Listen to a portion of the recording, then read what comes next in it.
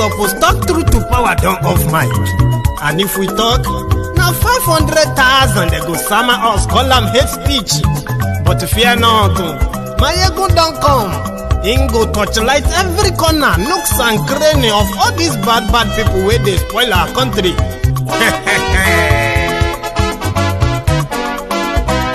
So my people make we laugh, oh, yo, yo. Maiyegun don't come, oh, yo, yo. My people make we shout, oh, yo, yo. Maiyegun don't come, oh, yo, yo. Maiyegun don't come, man of the masses, oh, yo, yo. Maiyegun don't come, oh, yo, yo. Maiyegun diary politico, oh, yo, yo. Maiyegun don't come, oh, yo, yo. This one not the off in mind, oh, yo, yo. Maiyegun don't come, oh, yo, yo. And in the touchlight every corner, oh, yo, yo. Maiyegun don't come, oh, yo, yo. Okay, some people be they holla say they want the power. Chai. Them be promise us say we go get light and power. Nah. Them hustle sote they can't get the power. But now they know they do anything with the power. Sure. Every day, dollar just they get the higher power over naira. Still them talk say make we off mind. But thank God say Maiyegun don't come. So my people make you loud, oh, yo, yo. Maiyegun don't come, oh, yo, yo. My people make we shout, oh, yo, yo. Maiyegun don't come, oh, yo, yo. Maiyegun don't come, man of the masses, oh, yo, yo. Maiyegun don't come, oh, yo, yo. Maiyegun diary politico, oh, yo, yo. Maiyegun don't come, oh, yo, yo. This one not they off in mind, oh, yo, yo. Maiyegun don't come, oh, yo, yo. Person where they do evil, no one make person talk. Then the And today talk. Thank you very much for joining me. This is Maiyegun live tonight, the 9th of November 2020. So thanks so much for joining me. And again, if you are just joining Maiyegun's Diary for the first time, I'm going to say, please, subscribe so that you don't miss anything at all whenever Maiyegun is live like this. So thanks so much for joining me. And tonight I'm going to spend another hour with you, giving you updates and then sharing my own views about what is going on and probably respond and react to your comments too. So for those who are watching live, thank you so much for joining me from wherever you're watching from. Copy the link of the broadcast, share this with your friends. At least for now, they are yet to pass the social media bill.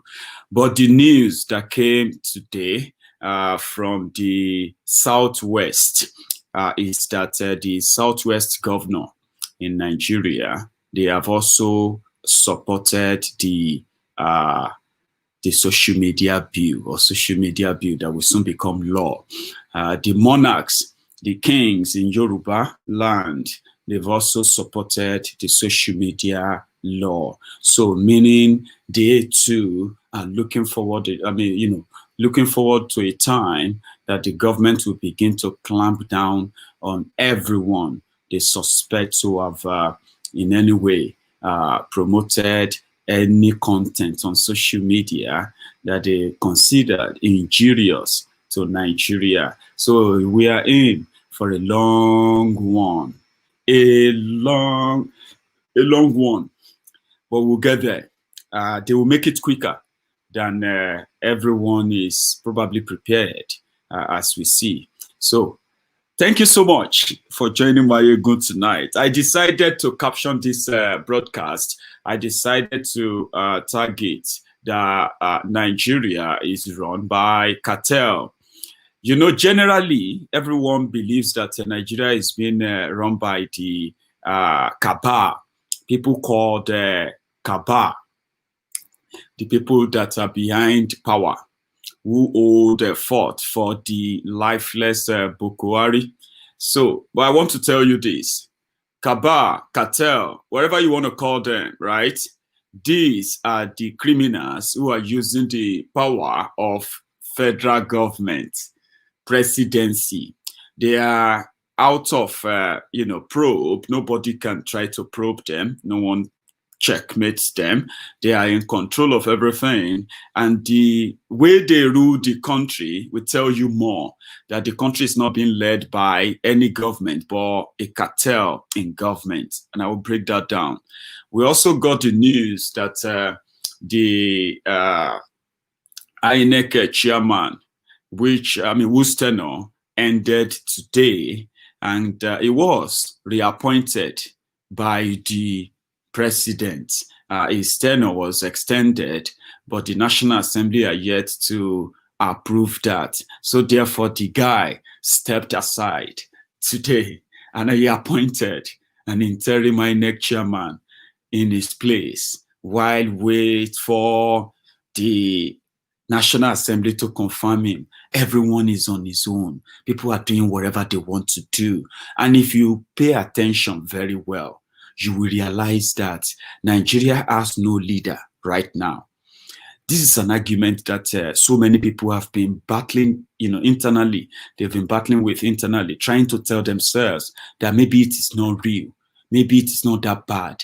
But Nigeria has no leader right now. There is no president. There is no vice president, even though people pretend to be, or they continue, by the way, to share videos and pictures of those they claim to be the president and the vice president. But leadership is missing and everyone is on his own. We don't know who gives orders to the military right now. But the military in Nigeria are carrying out orders that are molesting, harassing, and even killing Nigerians. And we say, who gave the order? Nobody knows. But a few days ago, last week, the Nigerian northern governors, they met with all of their emirs, all of their sultans, all the political leaders there, yeah? And they invited the police IG, invited the Senate president to come to the meeting. They invited the chief of staff, Gambari, to Buhari to come to the meeting. And their verdict at that meeting was not how to end terrorism in the north, how to keep the north safe, how to stop well, that one has become a big problem now, drug abuse among the youth, how to stop unemployment or improve education, as I said, right? So they didn't meet to discuss all those. They met to discuss end SARS protesters, Nigerians who protested against the police brutality. These people met and they blamed the violence that they watched, they saw themselves mobilized, funded. The violence they unleashed on the protesters. Now they are blaming the protesters. That's where it all started from. It all started from that northern meeting. So after that northern meeting, they said social media must be regulated. Laya Muhammad was there. Now they decided to send the same team to the east, to Igbo land. They met with the Igbo governors, met with Igbo political leaders, met with Igbo traditional leaders as usual. They said they also supported the regulation of social media, okay, by the Boko Haram's government. Then today, they met with Yoruba governors. They met with Yoruba political leaders. They sent Laya Muhammad and Gambari to go and meet with Yoruba Obas, the monarchs, including Ooni of Ife, Alawe of Awekiti, Oba Adeyemi, Alaafin of Oyo. So they met with Laya Muhammad, Gambari, and all the 5 governors or 6 governors from Yoruba land, including Seyi Makinde of Oyo State.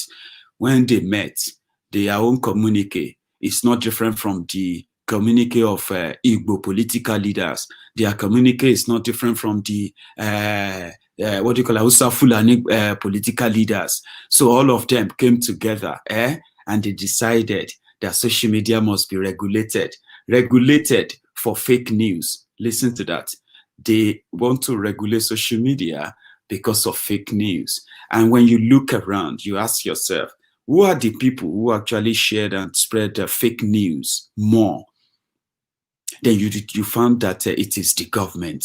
When you see Laya Muhammad, who have been saying that Buhari has been the one who has created most jobs in the history of Nigeria.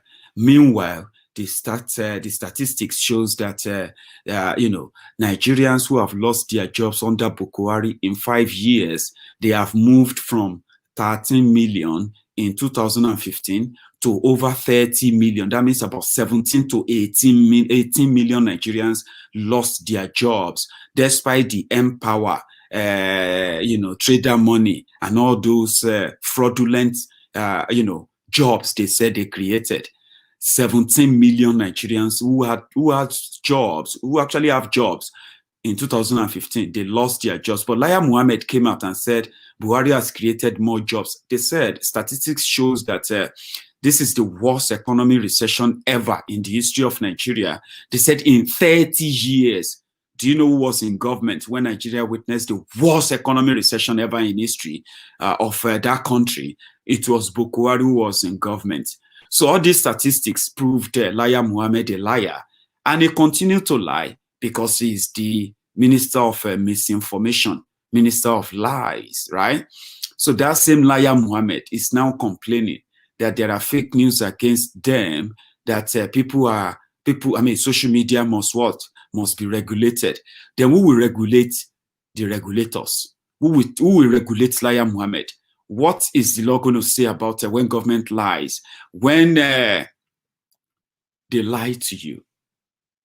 So they met with Southwest governors, the Yoruba governors, the Yoruba political leaders, the Yoruba Obas, and all those community and all that. They met and they came out and they said, yes, it's true. We must regulate social media.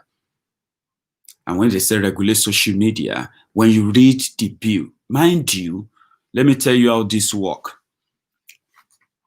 Now that what they are doing is that they are trying to do the normal political consultation, so that once all of that are done, they will now come out. Mind you, that is the bill now going into third reading at the National Assembly. So once the bill, the social media bill, once it passed the third reading, which is going to be voting next. Now let's see how they are going to vote. Okay, the Igbo politicians who want social media banned, because they know that with that they will be able to at least have power over the IPOB members who are agitating for Biafra, so they can use the law themselves. Because as long as Igbo is part of Nigeria and they are benefiting, they will not want Nigeria to break away from, they will not want Biafra to break away. Now they need that law. They are those who are the National Assembly. They are the people many of you are trying to say, oh, we should get the National Assembly to change the law. We should get the National Assembly to amend the Constitution and put a referendum there, Abi. Meanwhile, they won't, because if they put it there, before you know it, some people will start buying into it. In fact, some people will start winning elections somehow, and these are people who want to break up the country, and they want their own country peacefully, right? So they will not put the referendum there. Now they're going to return the bill back to the National Assembly. Your senator, your rep members, the Yorubas, the Hausas, the Igbos, the Fulanis, the Jos, the Shekiris, Tifis, and all of them, right? They will all rise up and vote. Do you know how they are going to vote? They are going to vote yes to social media law. Now, if they are voting yes to social media law, which says that you must ask for permission from the government before you can write anything on social media, okay? So if I want to say, oh, Buhari is going to spend 4 billion naira on Aso Rock Clinic, and if what Buhari in their budget puts in their budget is that they want to spend 3.9 billion naira, and I posted on Facebook that Buhari is planning to spend 4 billion naira. So that is me. I have violated that law. So that means I will either be arrested, jailed, or I will pay 500,000 naira in order not to go to jail.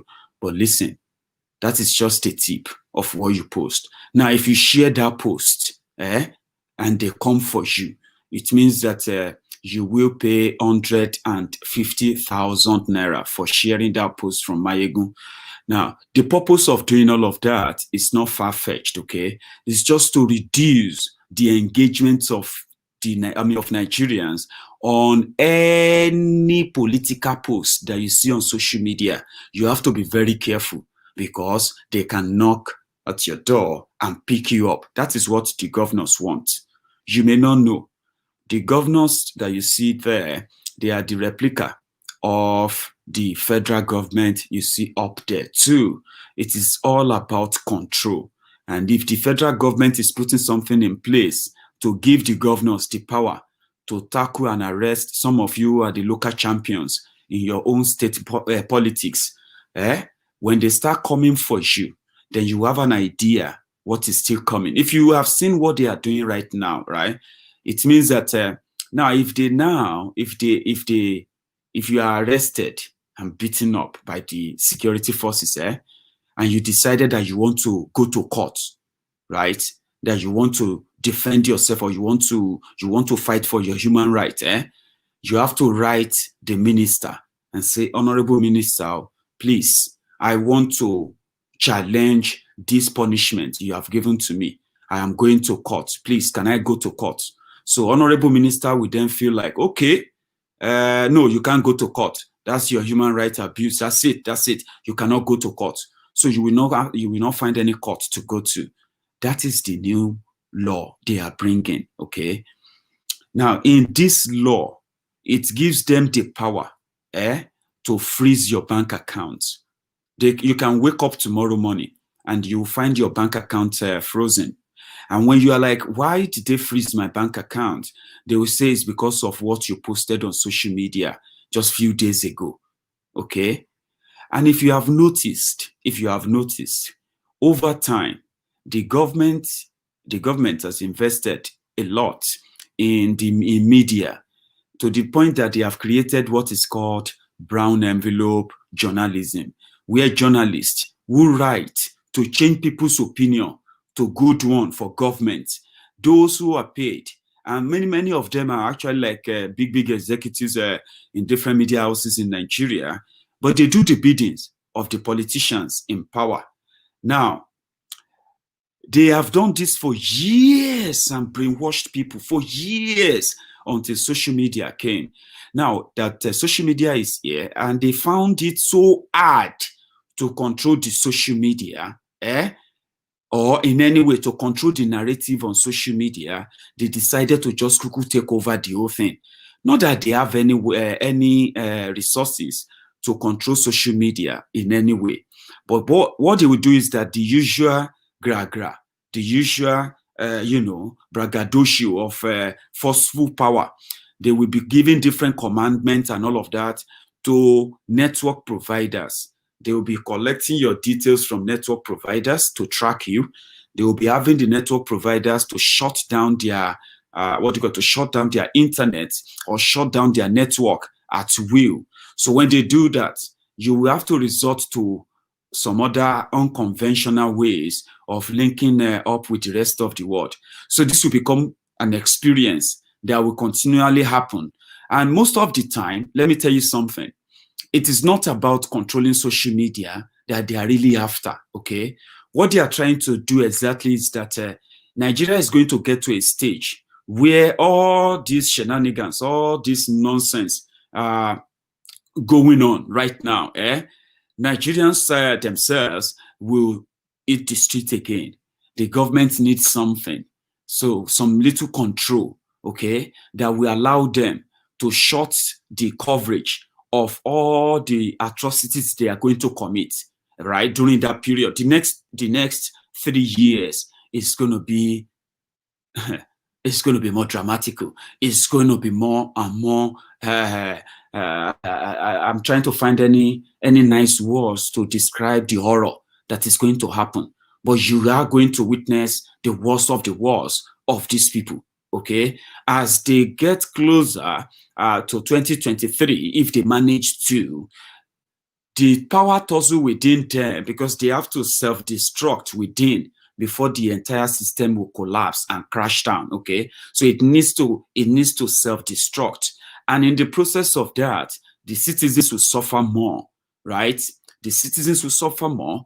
The increase in the hostility across the country will increase so much because of the political tension of the next election. Okay, and these and many other things they are going to unleash on themselves. They will not want the whole world to see them or gets to see them conveniently. Many people will run away from Nigeria from the beginning of next year.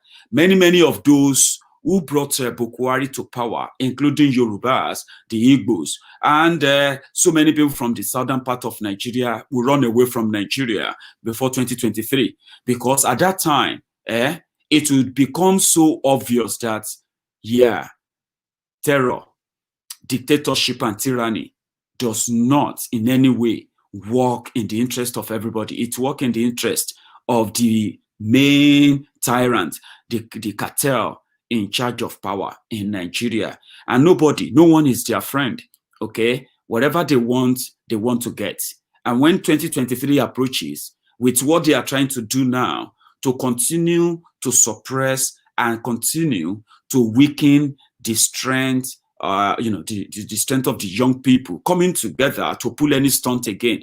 As they continue to march on to doing that, yeah, there's going to be much of these resources they are going to they are going to dedicate towards crushing those who are championing and urging them on now. So we are going to witness a lot of horror that is about to happen in the next 3 years. So what do they need? They need something, a tool. Even though it is unconstitutional for any government to control the speech of their citizen, only dictators try to control the speech of their citizens, okay? And they use a lot of things to do that. The cartel in charge today will use that single tool, even though it is unconstitutional to say your citizens should watch what they say, or they will get arrested for what they say by government. That is tyranny. But it doesn't work in anybody's interest, okay?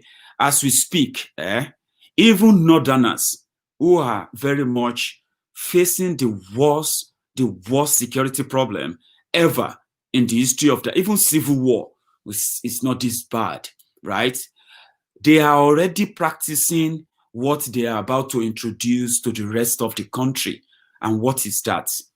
Keep your mouth shut and keep your lips sealed, okay? Or you will get yourself to blame. So in the north right now, an average northerner will not be bold enough to come out and condemn the insecurity in the north the way you will think. He may condemn it shabbily. He will not want to blame Buhari, because if he blames Buhari, he is blaming those who believe in Buhari and they call themselves their leader. And by so doing, he will rather keep shut and die in silence. Okay, I mean, in silence, right? This is exactly what they want the whole country to do too. Shut up. Even if you are being killed, even if you are being extorted, even if you are being brutalized, assaulted, or incarcerated by the criminals illegally because they have guns and all of that, you have to keep your mouth shut. And when you see them do it to someone, so far it is not you, you have to keep your mouth shut. Today, northerners are being killed daily. Like even when coronavirus came, the northerners, when I say northerners, I'm putting together the entire 19 states in the north, including the middle belt that falls into that category too. I'm putting all of them into the same thing because the insecurity that cut across, that has ravaged the entire region, cut across, okay? Everyone is affected. And I'll give you instances. You know Benue, you know about it. I mean, you know that of Jos, you know the Dapchi, you know that of Kaduna Abuja Expressway, you know Borono, you know when military said they have closed for the night and they shut the gate at travelers who are moving into Maiduguri. You remember in Borno State, and the Boko Haram came and killed hundreds of them.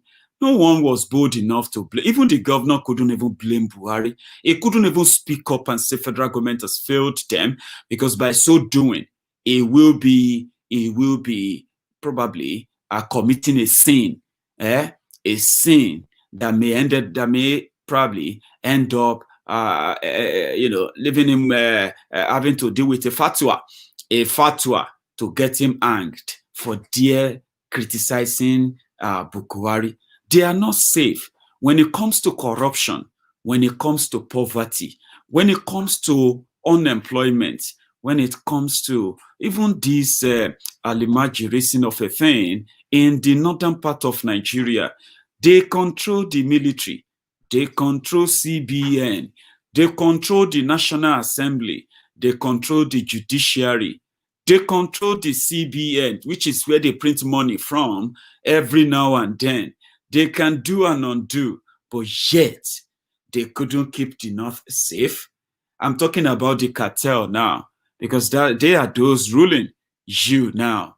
The man in charge of the military, let me say the man in charge of the Nigerian army, Buratai the Butcher. Buratai the Butcher, who loves to walk about with a walking stick now, like one like one Sahel prince, Prince Sahel, prince from Sahel, is the man in charge of military. Is flexing the military power. In charge of the army. Is flexing the Nigerian army, their power all over the country, except in the northern part of Nigeria, where they are mostly needed. Meanwhile, soldiers who are sent to go and face terrorists, they are being killed like chicken. And whenever they manage to arrest terrorists and bring them back to Nigeria for prosecution, Buratai the Butcher, in collaboration with Boko Haram, they've already put together a program they called Operation Safe Corridor. Operation Safe Corridor is for all repentant Boko Haram terrorists who have repented to join. And once you have said you have repented, you will not go to court. There is no judge that we process you. There is not going to be any jail for you. Once you have repented, then you can go home and you can start collecting monthly allowance from Shadia, the Shadia, Boko Haram's girlfriend, in charge of Ministry of Disaster, Ministry of Poverty, and so on and so forth. Shadia, yes, the lady that shared 600 billion naira as palliative to poorest Nigerians within just 5 days in cash, without using banking system, cash. So Shadia will pay all terrorists. Do you know that instead of them putting together resources to end terrorism in the north, they actually put together a program called Operation Safe Corridor. When they said the python should be dancing in the eastern part of Nigeria against those who are holding flags, against those who are holding placards, against those who are holding phones, right? While their python was dancing and killing innocent people in the eastern part of Nigeria, they were sending Operation Lafia Dole, peace by force, peace, compulsory peace, Operation Lafia Dole, peace. They are looking for peace in the north. So when they capture terrorists, they offer them peace. They don't offer them prosecution. They don't offer them death. But when terrorists capture Nigerians, but be a Muslim or a Christian, they cut their throat. They don't offer them peace. They offer them death. But when Nigerian soldiers capture terrorists, they offer them peace. While, they offer those who are peaceful, who are flying flags, they offer them death. Buratai the Butcher, who has been in charge of the Nigerian army for 5 years and supervised the growth of the refugees, Nigerians who have turned to refugees in their own country, within 5 years, he supervised the growth of IDP camp from somewhere around in the northern part of Nigeria, from somewhere around 25-30 to now over 300 IDP camps, legally and illegally. There are primary schools where people now live in because they've been sent away from their homes by terrorists. that would eventually get freed by Buratai the Butcher. He is from the north.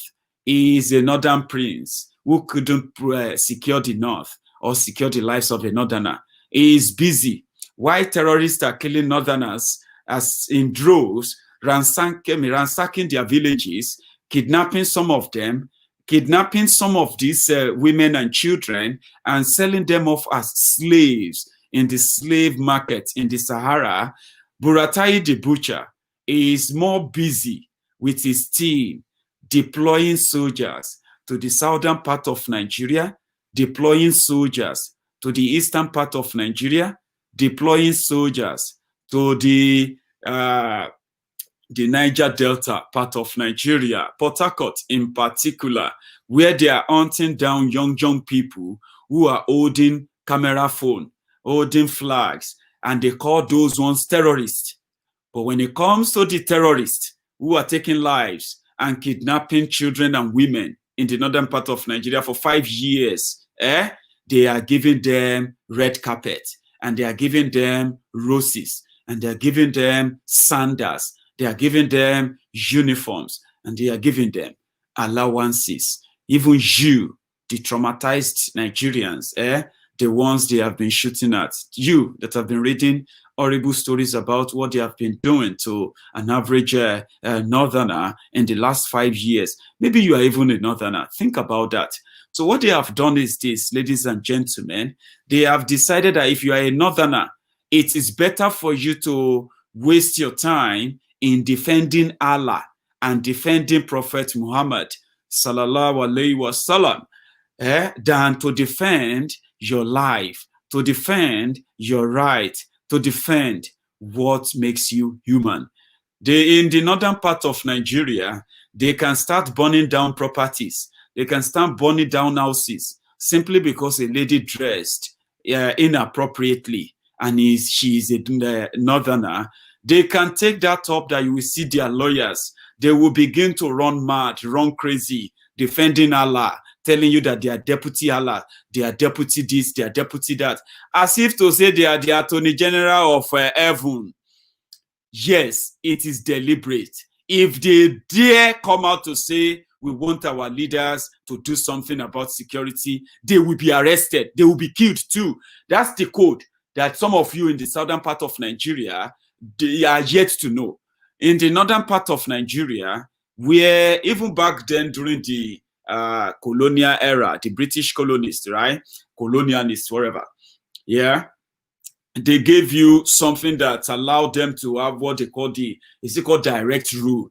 Direct rule that gives the leadership, the authority to their emirs, to their sultans, to their, even their governors know that their emirs, their sultans, they hold a very powerful control too, that they need in controlling the mindset of the people. It's a code that they know that if you try to become a rebel by going against this code and condemn North, they may come for you and they can even kill you. So that is something they are now trying to push to the South to make everybody realize that, listen, you cannot be that free. You cannot just think you can, challenge government because you think you can, or because you think social media allows you to do that. Olufemi Sadiq, thanks, Baba, for your super sticker there. Same thing goes to Balash Ban. I don't even know what that currency is, but thank you very much for reaching out. So let's continue, because I may end up never seeing them when comments start rolling in. So thank you guys for your super chat and super sticker there.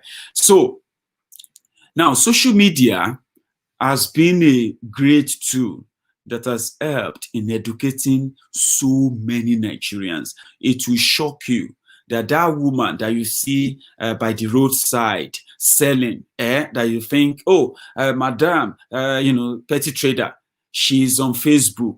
If she's not on Facebook, she's using WhatsApp on her phone. She's either on, it will shock you that some of them are on Twitter too. It will shock you that some of them are it's Indian rupee.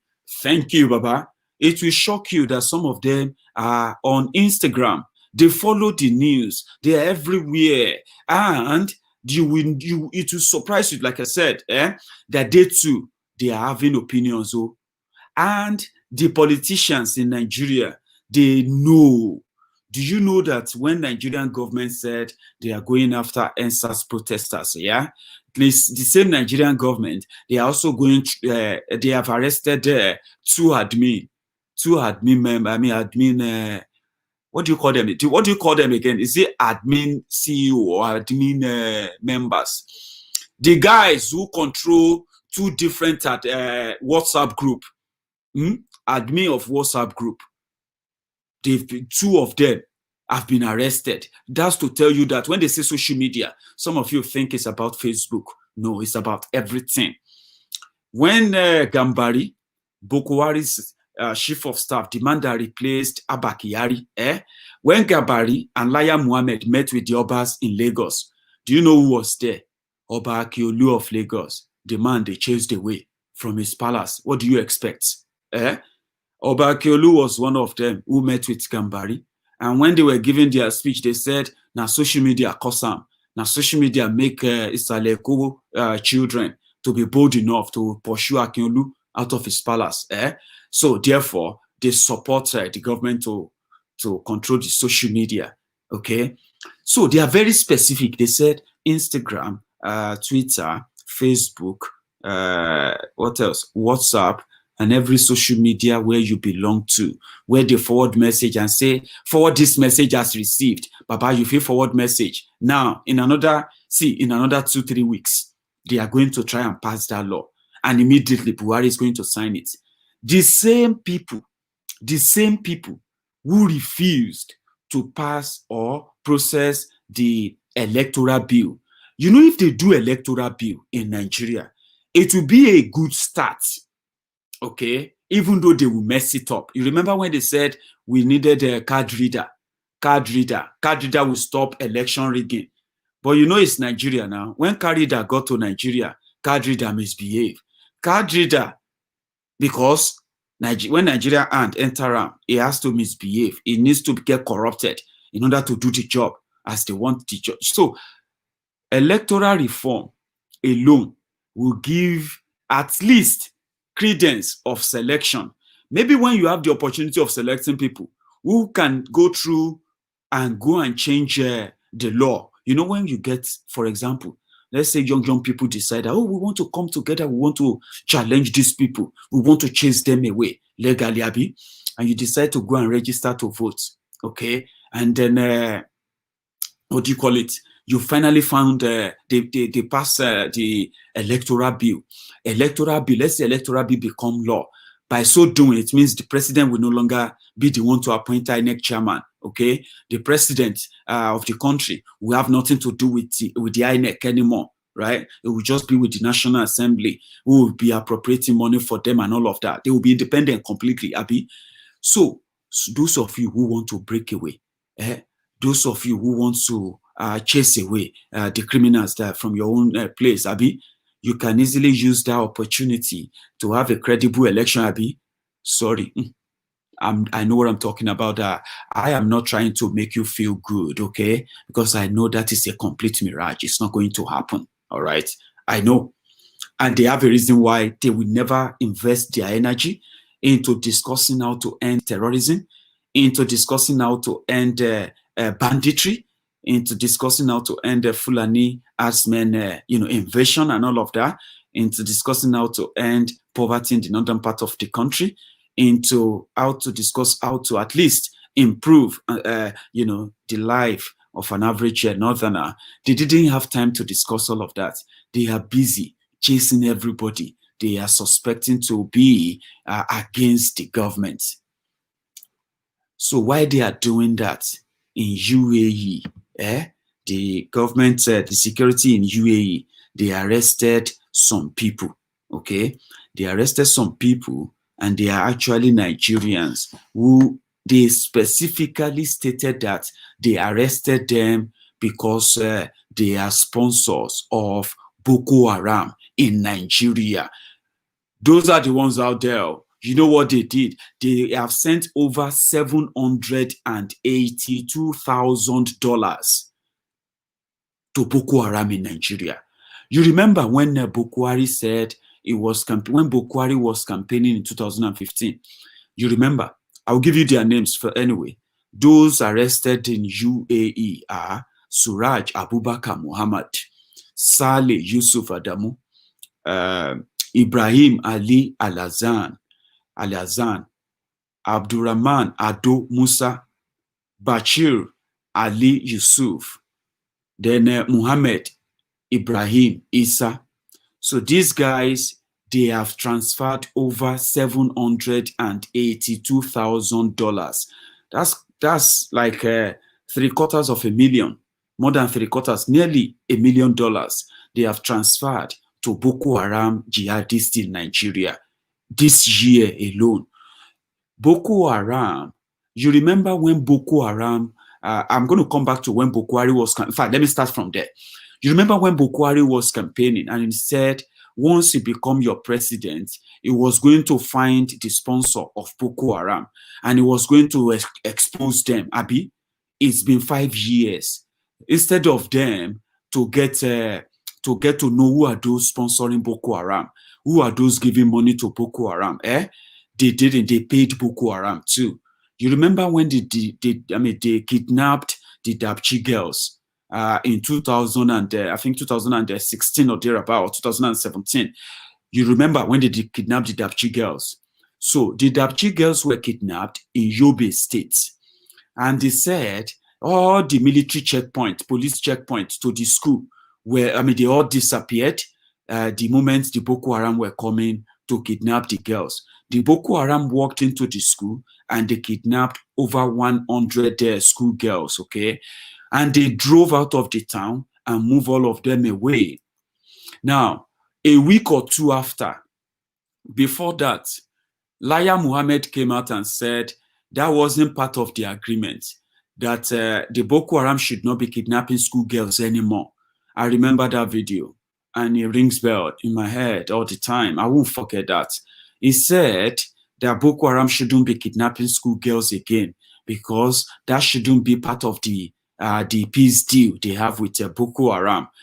However, what the government didn't tell you, even though they came out to deny that, was that after 3 days, they said they were in talk with the Boko Haram kidnappers, okay, who kidnapped the school girls, and they are going to free all the school girls, okay?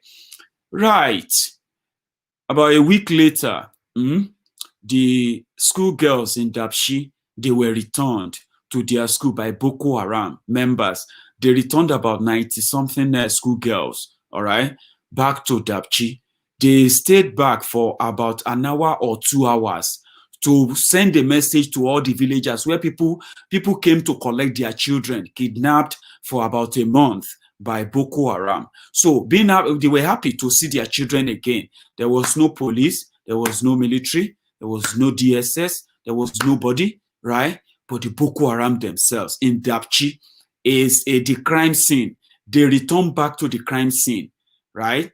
And returned the children they kidnapped.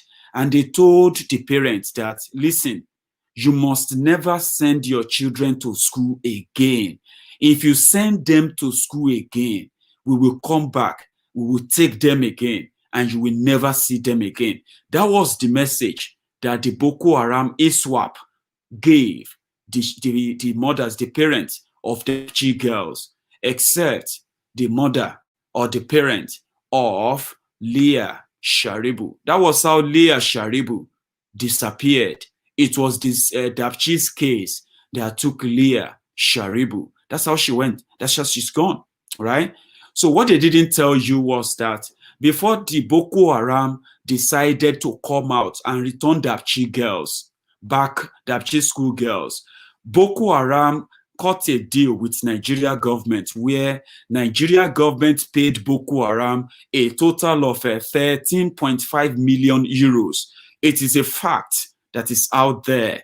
But with time, Buhari will answer for his own sin and those who also helped him in the furtherance of killing and massacring innocent people in collaboration with terrorists. Nobody negotiates with terrorists. No country wants to negotiate with terrorists except in Nigeria. Boko Haram just about a year or two into his government, paid ISWAP. ISWAP, the newly created or a new branch of Boko Haram at the time, led by Muhammad Yusuf's son, who was reported as more deadlier than his father, who left Shekau to form ISWAP, the Islamic State of West Africa. Islamic State of West Africa, ISWAP. That's what they call themselves. Boko Haram's government paid them 13.5 million euros. And they returned Dapchi girls. Part of the deal was the Nigerian military would release some Boko Haram fighters in exchange for the Dapchi girls. And they will pay 13.5 million euros to them. And if you remember this very, very well, this is a reminder now. If you remember, in 2015 December, Boko Haram's government came out and said they have technically defeated Boko Haram. Remember? Then in 2016, the Dapchi girls were kidnapped, and they came out to say, well, the Boko Haram are just they are only attacking soft targets and all of that excuses they gave at the time. But when they paid them this money, Boko Haram ran mad. Attacks increased, killings, burning. Our, Nigerian soldiers were killed like rats. They got more money. So for 5 years, the DSS in Nigeria, the Nigerian the Nigerian army, and every other security agent working for Nigeria, they couldn't detect how Boko Haram were getting their money. When Boko Haram returned the Dapchi girls, they walked in majestically and they drove out majestically. And since then, even the people of Dapchi know the difference between peace and war, and they have lived in both. They couldn't secure you. Niger State became so boiling that no one wants to talk about it. The northern governors are not talking about it. According to them, in the Nigerian system right now, let's see if you can, I'm going to put something up now, and I'm going to see if you're going to hear me. I'm going to try it first and see if that works from my own end. So what they have done to the psyche of an average northerner is so bad that it has now come to stay in the south. One way or the other, it is coming to stay. Let's check this. Why they are doing that? So if you see what you are seeing on your screen right now, let me see if the audio is right. Let me know if the audio is fine, by the way. So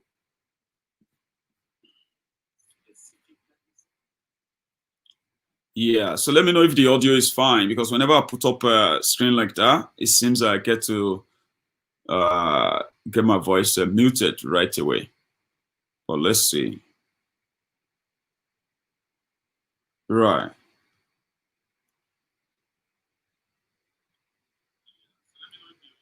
Yeah, I think the audio is fine. So thank you very much, guys. So look at this screen, yeah? In Nigeria right now, the guy on your left, right, holding a machete is a national treasure. You see that guy on your right holding the megaphone. That one is a national threat in Nigeria now. So this is the picture of what Nigeria practices now, okay? The Nigerian soldiers, the Nigerian military, the Nigerian DSS, when they see the guy on the left, he is a peaceful Nigerian who is fighting to keep Nigeria warm. You see that guy on the right will be treated as a terrorist whose megaphone is going to cause war in Nigeria. This is the narrative. This is what an average northerner believes. Okay? He or she believes that you don't challenge your leaders, okay? Don't do it. Even though largest number of them were coming out during the NSAS protest. But that seems to be changing too. I don't know how they're going to probably work this out, but that is changing. So this is what they see in Nigeria. When you are violent, the government, do you know that this guy, they've not, okay, let me tell you another thing, right? You see this guy on your left, on the left hand of your screen, yeah? The guy was the leader of the thugs, the touts from Lagos, who attacked peaceful protesters in Alausa, in Ikeja, in Lagos, where the seat of governor is, the seat of national, I mean, the state assembly is.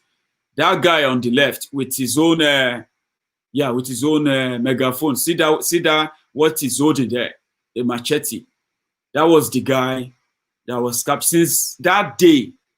So if they are looking for people who burned down properties in Lagos, if they are looking for people who looted properties in Lagos, this guy, if they find this guy, do you know that Nigerian police, within 10 minutes of seeing this guy at Alausa, this guy on the left, within 10 minutes, his picture was all over the internet. His picture was everywhere. Among the people they have paraded as those who caused their problems in Lagos, do you know that this guy is not one of them? None of those they used Lagos bus to ferry down to Alausa that day. None of them has been arrested. Look at him. But now look at your right. The guy on dread who is holding a megaphone. Do you know that the guy on your right screen right now has been arrested just 2 days ago? He is arrested for holding a megaphone in public and asking Nigeria to end SARS, police brutality. So he's been arrested and he's being tried for trying to overthrow the government of Nigeria. Do you know that? Do you?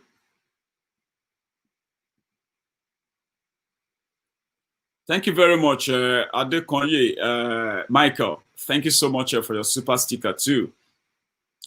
So that is the irony, okay? So where anybody comes and tells you and say, my friend, shut up. These people, they need to arrest them. This is the narrative they have in Nigeria. It may be different. You may be shocked listening to me right now.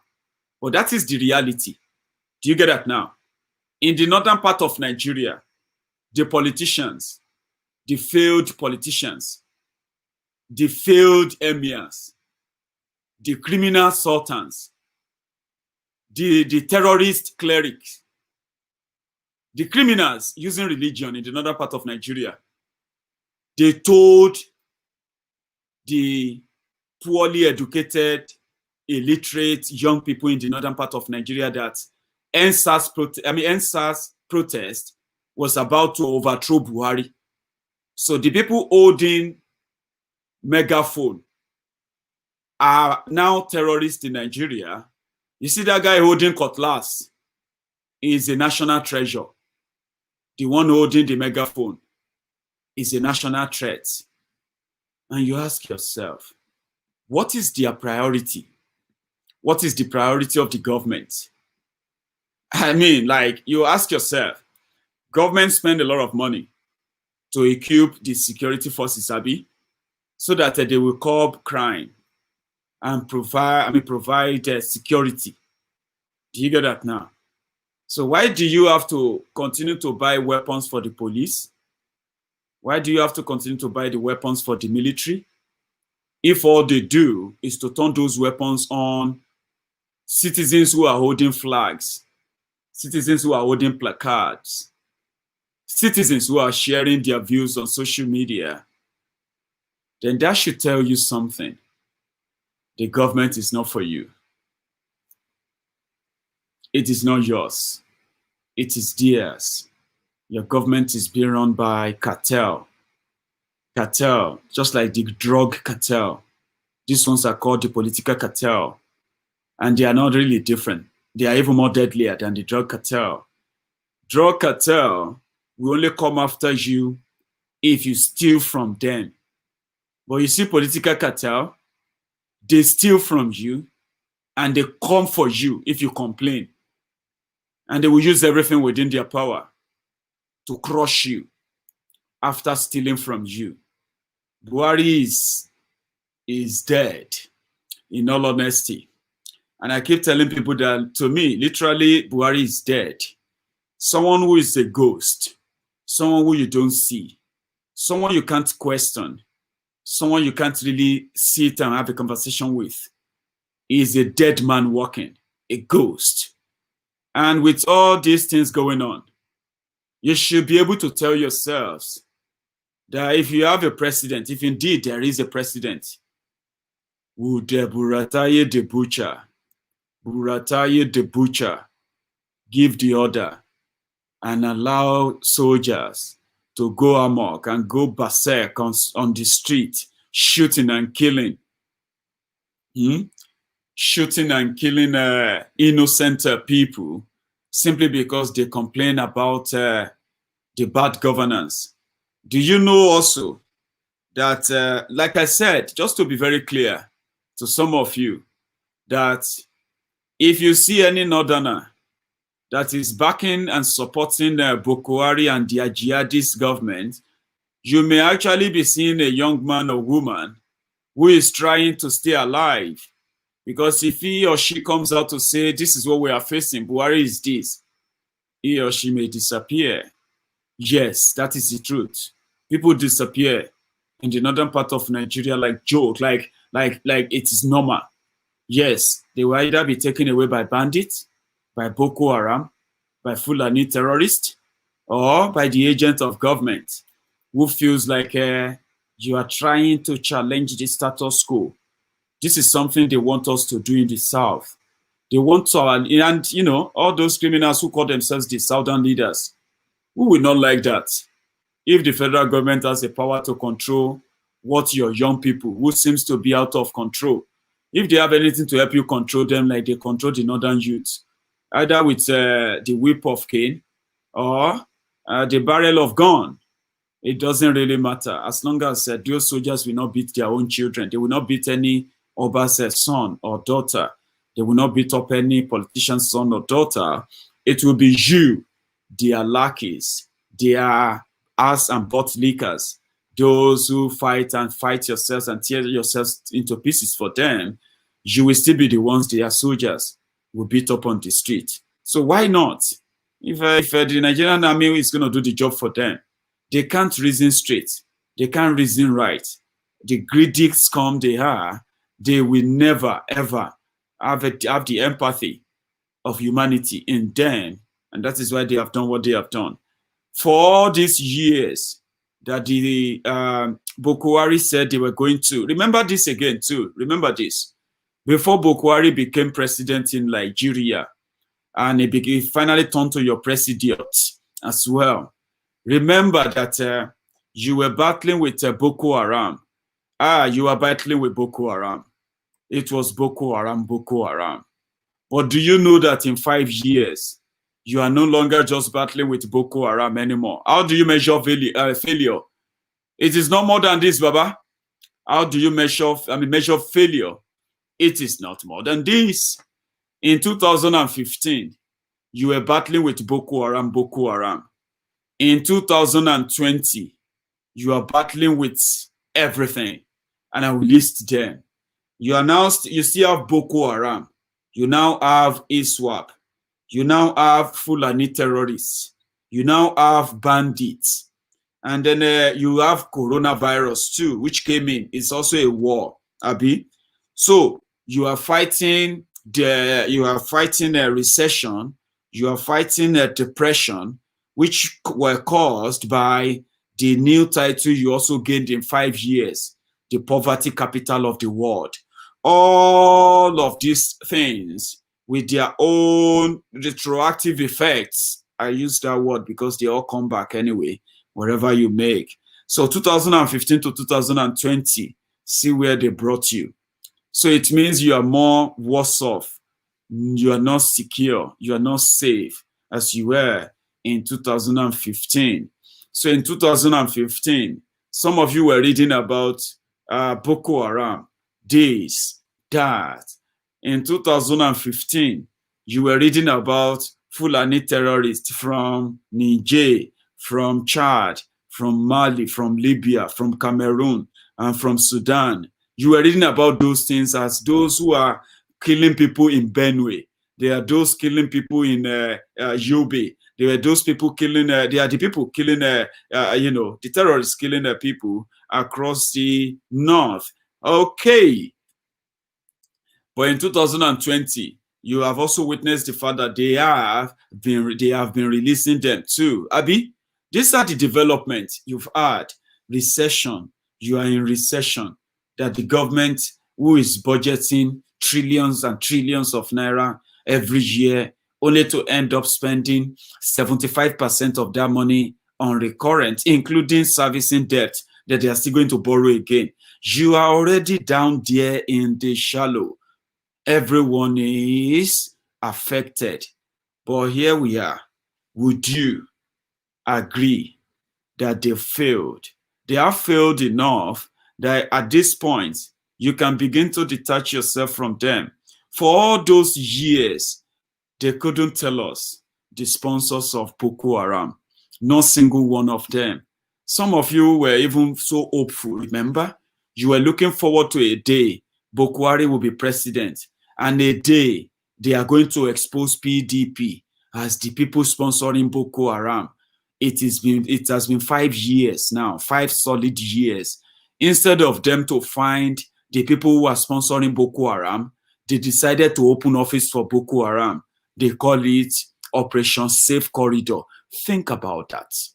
So these criminals decided to lie to their people in the northern part of Nigeria that the NSAS protest is not about police brutality and bad governance. And the southern Nigeria, the southwest governor, the Yoruba governors, they have also agreed that NSAS protest was not about police brutality. It was about to overthrow Buhari. The southeast governors, they have also agreed. Meanwhile, all these people, we have PDP, APCO, they are PDP, APCO. So don't let all those farms in, get to you, okay? They are PDP, APC members. So Southeast governor said they also supported it. And in fact, in order for them to stop the future NSAS protest or stop anything like that, it is now than later. It is better now than later for the government of Boko Haram to do something about social media. Can you not see the picture? When they are done, you are going to blame Boko Haram. You are going to ignore your governor. You are going to ignore your party. You are going to ignore your Oba. Ooni of Ife was there. Oba of Lagos was there. Alaafin of Oyo was there. Every one of them were there. They endorsed it. You know why? Because they are all together. They are never on your side, even though if they claim to be, even though they have influence. So, you know what the northern governors told the emirs, what the northern governors told the sultans in their own region. They said, we appreciate you for using lies and manipulation to lie to the people about the intention and purpose of NSAS protest.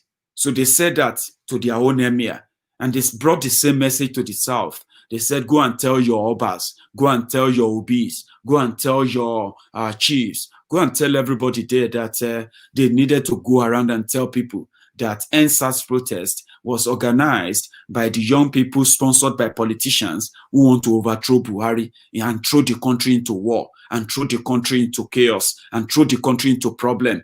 They will say that to people on the street. They will say that they will use all the, they will use all of the resources within their disposal. They will throw their influence around. They will try to pay so many junk journalists to write and try to twist the narrative. And last, they are trying to ask all of you to put rope for your neck and command the share and dangle, hang yourselves. That's what they are doing to you.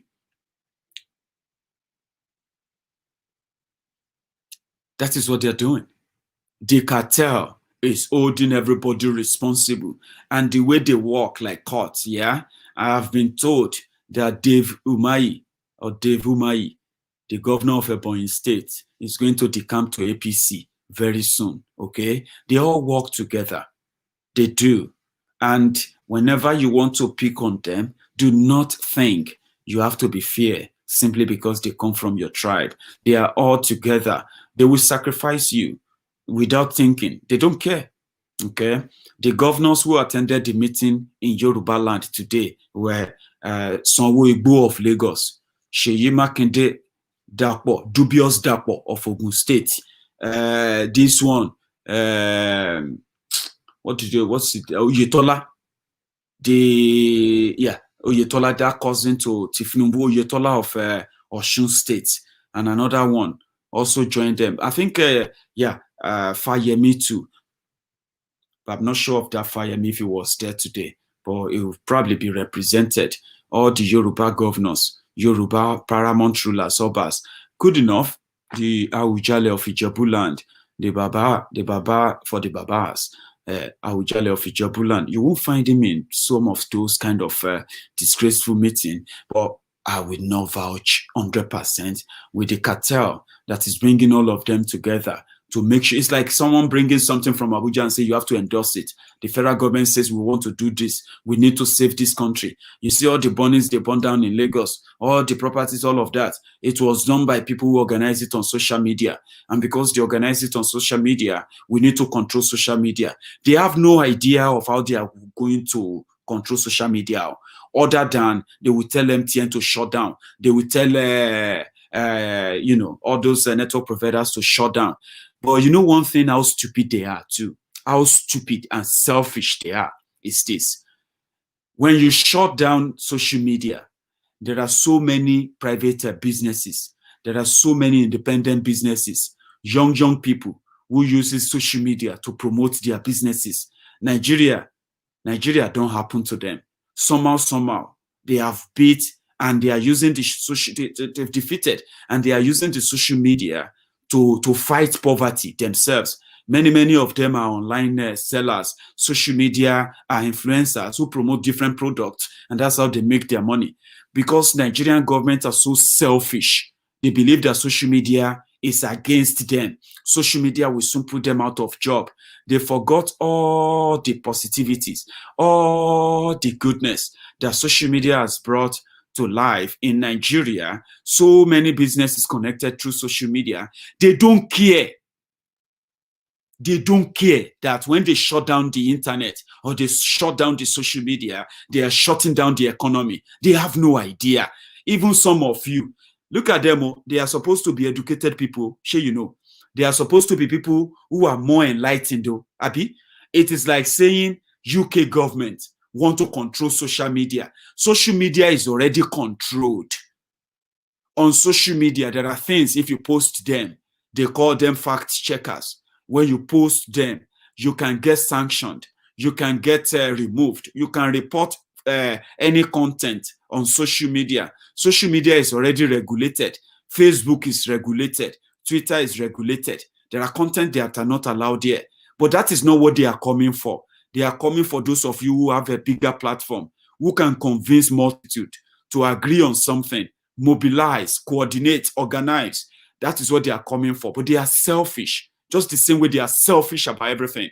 They created the Nigerian police and they choose the best of them that they give weapons to protect their family, to protect the rich. And they put out the drunk, the criminals, the pickpockets, the trigger-happy criminals. They put those ones on the street to continue to torment your lives, to continue to make your life a hell, right?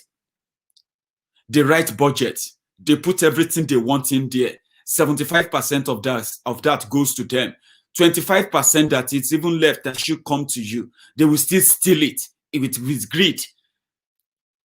They spent billions and billions and billions to generate electricity for you, but rather than generate electricity, they have generated more darkness for you. So they built estate for themselves. They put, power grid into different estates of theirs, mansions, palaces they built for themselves, where light doesn't go off for a second, just to make life better for themselves. Their greed, they deny the rest of the country the same thing.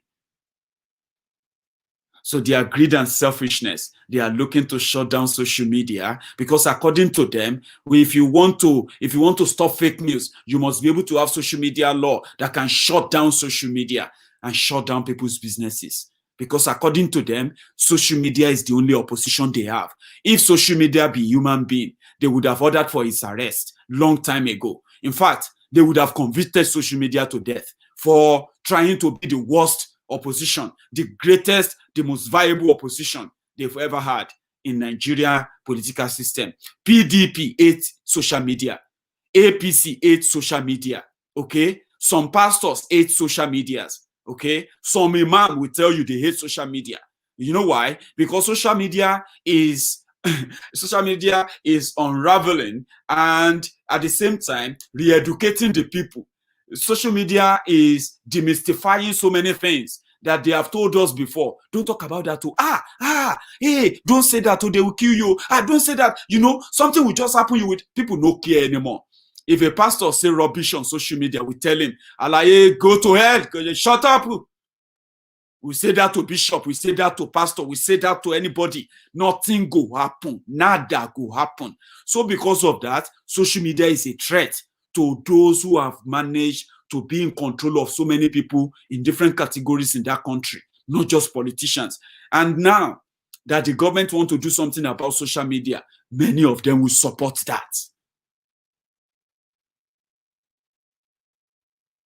Do you get that now?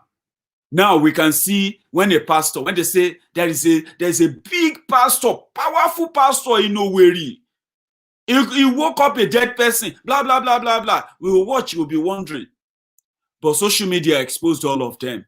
That today, nobody even believe in their miracle anymore. Nobody say, oh, this man has been blind for 20 years. He just came out and he's seeing now. All of that, they are no longer moving anybody on social media. It's becoming an embarrassment to them too. So do you think if they ask them to ban social media, they will not support that? So do not deceive yourself.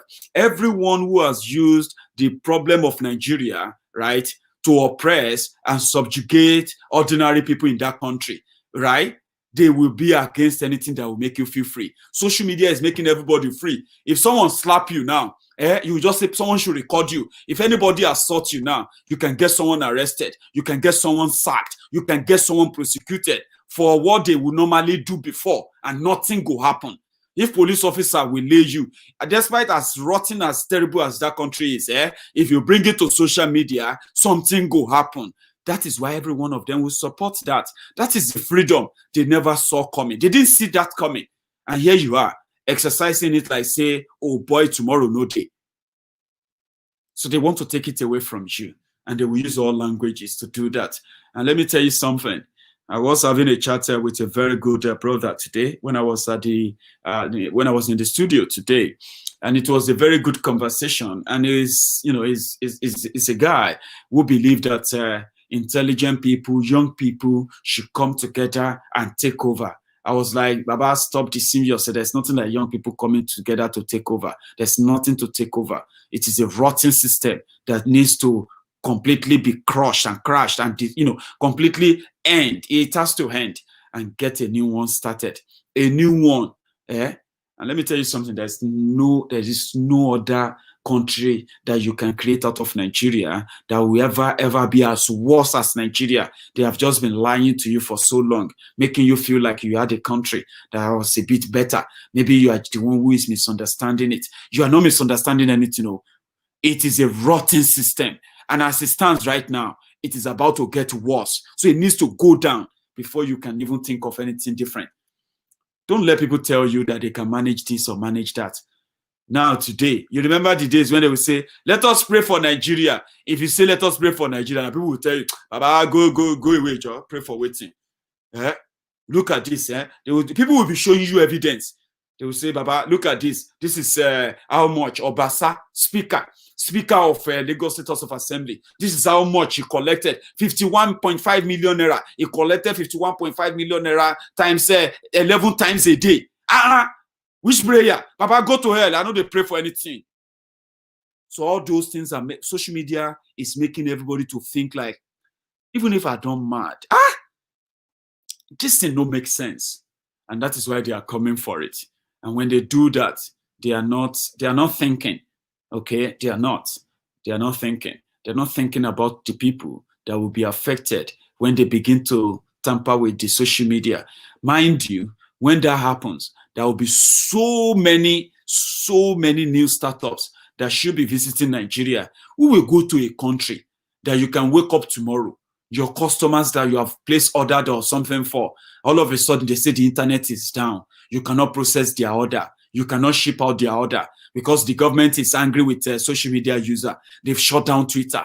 There you are, your customers, everybody, the people that should know, and all your businesses stand still because you have some rogues, some criminals in government. Nobody is thinking, oh, don't let anybody deceive you, okay?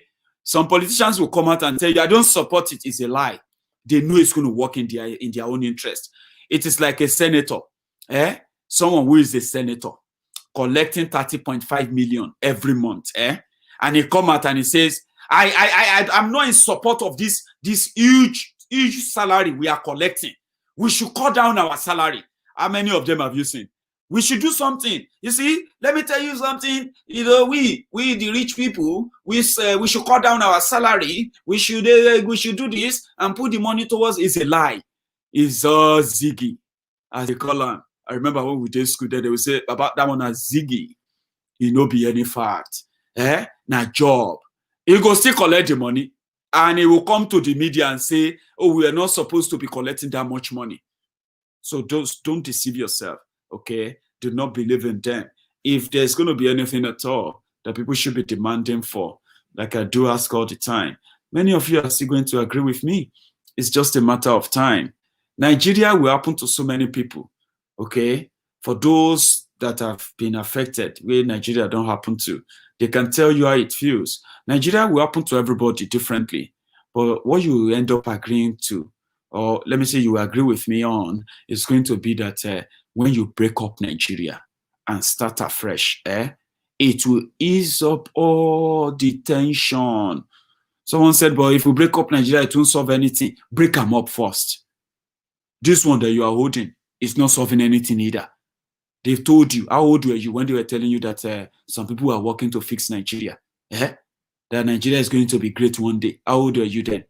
If I remember very well, probably maybe since I was 2 days old.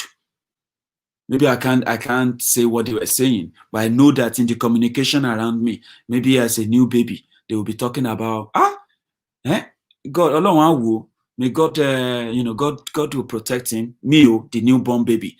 As we did there, maybe my papa and mama, they are looking forward to one day Nigeria will be great. And, we look, one day our son will be in a great country.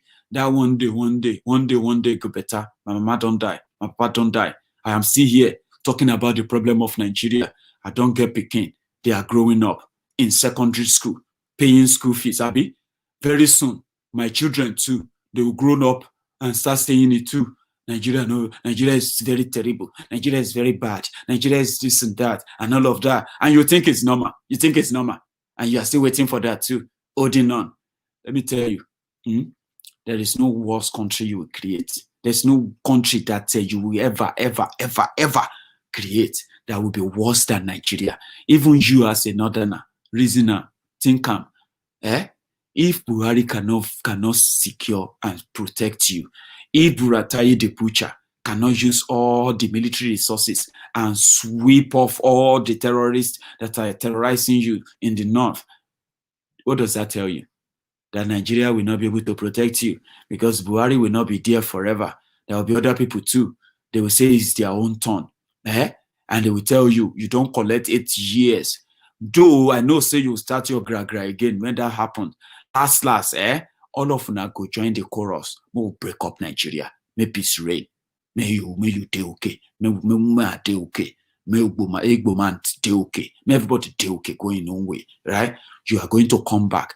For now, if not 3 years it will take you as a northerner to agree that Nigeria should break up, don't worry. We'll go wait for you. Remember, in 1957, when the rest of Nigeria said they needed independence, your leaders in the north, they said they were not ready.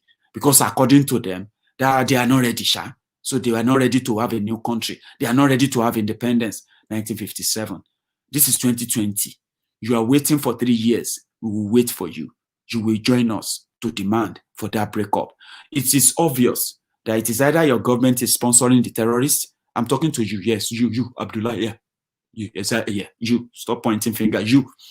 I'm talking to you. For 5 years, the dream of you seeing your sisters, your brothers safe, your grannies, your mothers, your parents in particular, your neighbors, returning back to their communities safe, and the old North will be back where everyone was safe. Abi, you have been looking forward to that for 5 years.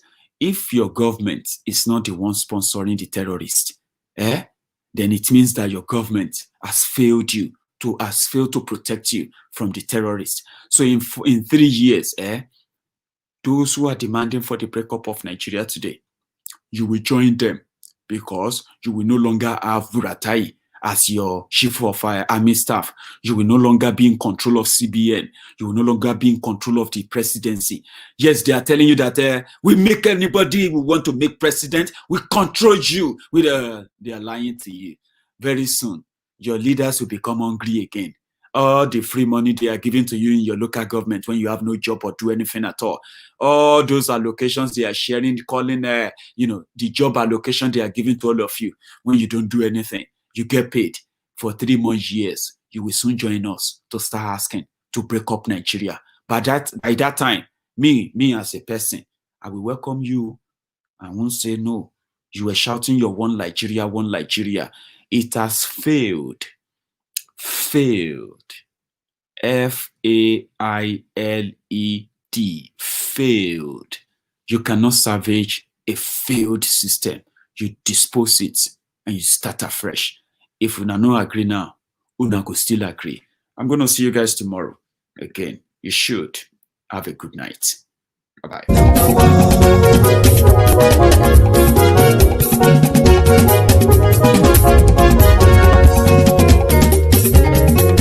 Àní ẹ̀sùnra kì í. Maiyegun ti dé. Maiyegun ti dé. Ọ̀jẹ̀lú ẹ̀sùnra kì í. Maiyegun ti dé. Àní ẹ̀sùnra kì í. Maiyegun ti dé. Lórí Facebook. Maiyegun ti dé. Àní ẹ̀sùnra kì í. Maiyegun ti dé. Lórí YouTube. Maiyegun ti dé. Àní ẹ̀sùnra kì í. Maiyegun ti dé. Bọ́ba bá gbé wúrẹ́. Àní ẹ̀sùnra kì í. Maiyegun ti dé. Ijó ìgbádùn yẹ. Àní ẹ̀sùnra kì í. Maiyegun ti dé. Pẹ̀sìdó bá rúfin o. Àní ẹ̀sùnra kì í. Maiyegun ti dé. Kí gómìnà kówó jẹ. Àní ẹ̀sùnra kì í. Maiyegun ti dé. Ọlọ́pàá tí ń gba rìbá. Àní ẹ̀sùnra kì í. Maiyegun ti dé. Aṣòfin tí ń rúfin o. Àní ẹ̀sùnra kì í. Maiyegun ti dé. Òpùrọ́ olóṣèlú. Àní ẹ̀sùnra kì í. Maiyegun ti dé. Ọ̀jẹ̀lú ẹ̀sùnra kì í. Maiyegun ti dé. Àní ẹ̀sùnra kì í. Maiyegun ti dé.